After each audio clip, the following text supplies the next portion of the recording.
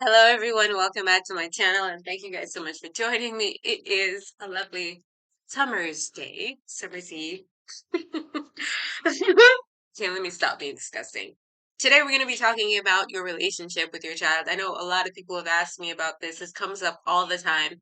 The number two question behind how to homeschool, besides finances, is isn't this going to ruin the relationship with my child? Like, aren't you guys going to be each other's throats? I remember during the pandemic when I was trying to teach my kid how to do their homework or getting them to complete certain tasks, it just did not work.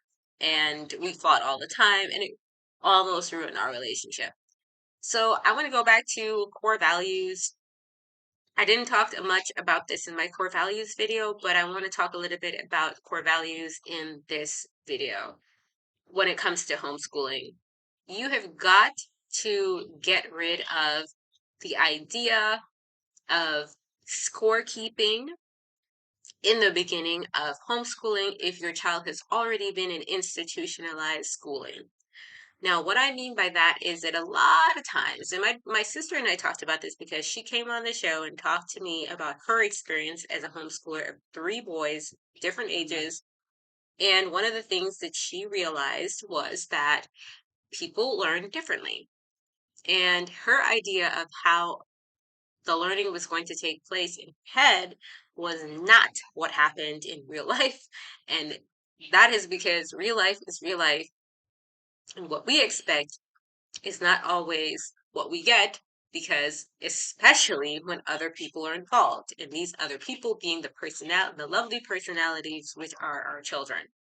So having said all of that, I want to introduce you to the concept of unschooling. If you are teaching or homeschooling and you're homeschooling someone that has already been in the school system, you want to first unschool. And the way to do that is to talk about what they are interested in.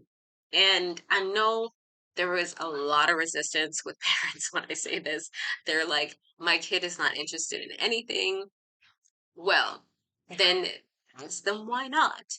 There is usually, if you're unschooling, a sense of resentment and untrustworthiness. And I talk about that, of course, in my last video, where we touch a little bit on when peers raise kids and sending your kid too early to school and all of the things that go along with that. So you have to first establish a relationship of trust. And this is the resistance that a lot of parents are actually meeting when they say, oh, I'm not getting along with my kid, is because there's not a bond formed there because the bond that they have is with their friends and their teachers because those are the people that they've spent the majority of their lives with. And so they don't really know you, so they don't really trust you. So um, you're in a very bad situation. But don't fret, it can be resolved by first learning how to establish a trust bond by starting the conversation with their interests. I know they might be interested in things that you are not interested in. They might be interested in things that you disagree with. Just table that for later. A point in time will come where you can address that. That comes after you've established a bond of trust with them. Then your opinion will matter more to them. I am talking to myself with this because I currently have been dealing with said situation. And what you want to do is first build that relationship, and then establish a sense of trust. When you have that trust, an opportunity will surely present itself where they will be asking you what you think. When they ask you what you think, that means that you have now established a sense of trust in your relationship with your child or children. So what you then want to do is teach them how to give back.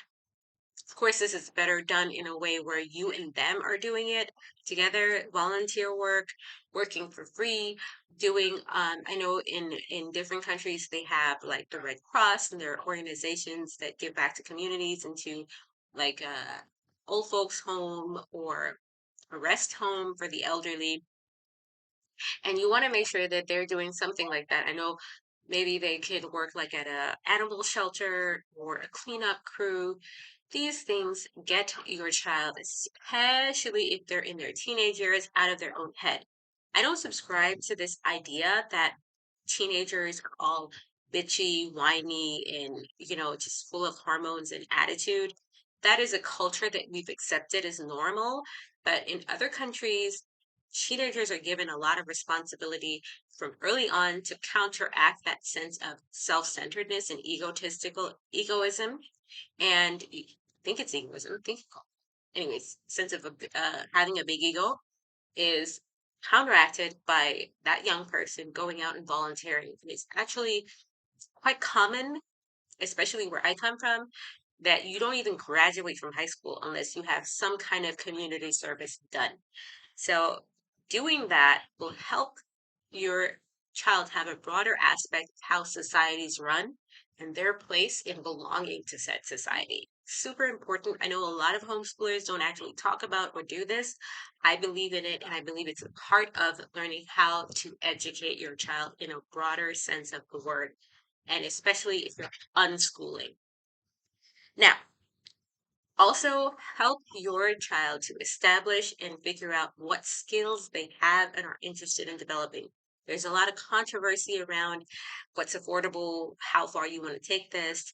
Um, this is a little bit more intentional if you're like further down the line, or if you feel like you may or may not be able to afford it. I think this is a very good investment because it will keep your child busy and active and in its structure. I know everybody's all crazy cuckoo over structure, but in your listening and asking of interest, you want to look for opportunities where they might be interested in developing a skill and capitalize on that as soon as possible.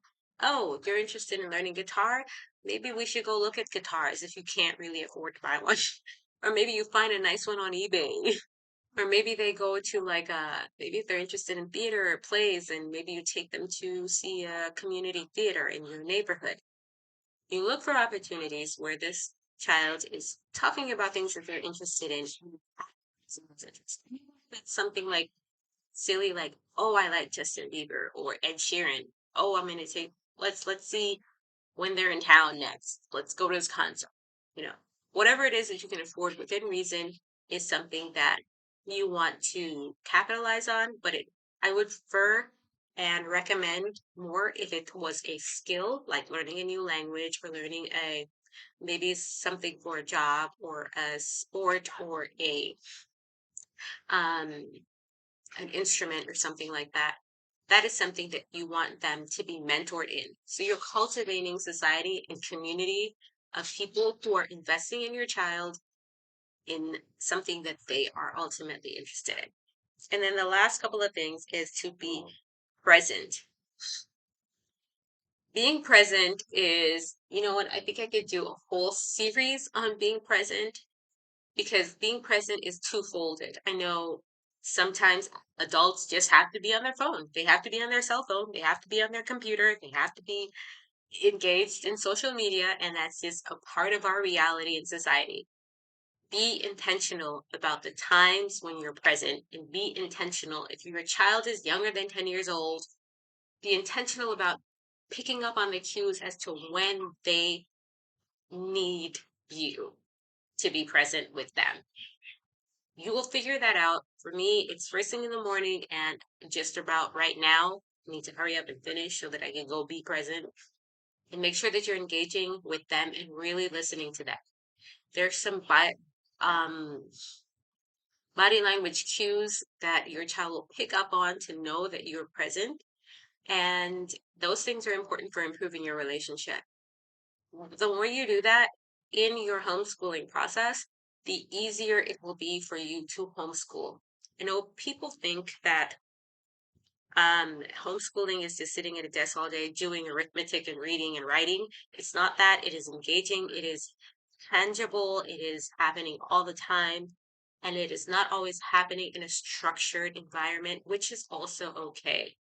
So you want to be the living, breathing example of that education, that you're educating yourself and you're doing all of the things that you want your child to do, because when you are homeschooling, you are actually becoming the role model for your child.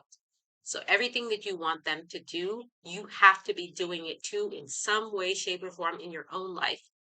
You cannot be there licking your phone and not expect that they're going to want to not have a phone. If you want your kids to read more, of course you're going to have to read to them or read with them. And make sure that if they are needing you more, that you are paying attention to those keys long enough and responding to them. And if you cannot, absolutely cannot be there, it is okay to say, I just can't right now. Can you give me X or Y, Z amount of time and I will do it then? Or I don't know when I'll be ready to do X, Y, Z, but just give me a minute and we'll figure it out. This is really important because our kids don't have to see us as superheroes. They know that we're human beings and they respect and want to be cooperative with us if we just respond to them. It might not always be the response that they want, but it is good to just respond rather than just leave things up in the air hanging. Now, these are just a few rules that I have established in my homeschooling process to help me better homeschool and to counteract this fear. Well, not a fear, or not even a counteraction. For me and my daughter get along really great because she's been here since she has been with me. We don't spend that much time apart. I am her best friend, and I'm going to enjoy that until I'm no longer her best friend when she has other friends. And this is some of the stuff that has really worked for our relationship. Now, with unschooling, like I'm doing with my other daughter, that has also helped a lot. This is testimony giving here. I'm not talking out of my head. I am talking from facts as to what I've experienced. And I know this is one of the major concerns, besides the finances, about homeschooling, is how well you will be able to relate. Get it out of your head. It is a dynamic process. It's not what you think. And once you are open-minded and think broader about what your goals are and be creative in how to implement those goals, you will be amazed, blown away by the results that take place. Do not limit your experiences with your child to what you think it should look like. Just embrace the organic experience of what it is and be patient because kids pick up on that nervousness. That nervousness and frustration will also affect the way you are able to administer your lessons. So that's the last one for me, is to stay calm, be patient, be level-headed as you can, take a walk, take some time out, switch it up. If you find that you're bumping up on a topic um, that you're not able to deal with properly, or you're not seeing any headway in a resolution of a particular topic, it's time to step away and take a break. Come back to it another time. I know I had to do this with reading. And for a long time, I did a lot of research as to what route I was going to take to actually help my daughter like and enjoy reading and writing more. And I think we're working out something that is pretty good. I'm going to give you guys some more feedback on that later on when we have reached our goal. It's too soon to know yet if this works, but all the other stuff as it relates to relationship is really, really good for you to understand those things that I talked about in this video, because you will be amazed at to what the results will be. So I hope you guys have enjoyed this video and I hope to see you in the next one. Please stay safe and stay free.